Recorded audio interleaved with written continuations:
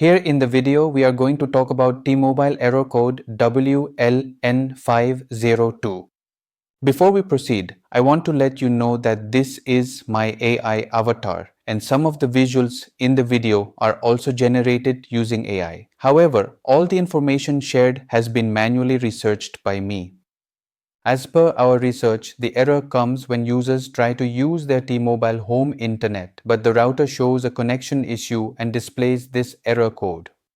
According to our research, this error may occur due to temporary glitches, overheating of the gateway, or issues with the SIM chip. To deal with the error, the first thing we suggest is to restart your T-Mobile gateway. Simply turn it off, then wait for a few seconds and then power it back on. Once restarted, check if the error still comes. If the error still comes, then check if your gateway is overheating.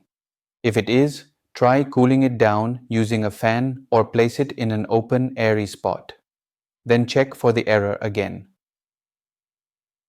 If the error still persists, then try reseating the SIM chip. Simply power off the device, then remove the SIM, then reinsert it properly and restart the device. After that, check if this helps with the error. At last, if the error still persists, then call the T-Mobile support team and report the issue. Thanks for watching. This is all we have for the error. If this video helped, don't forget to like, share and subscribe. Have any questions or issues? Drop them in the comments below. Thank you.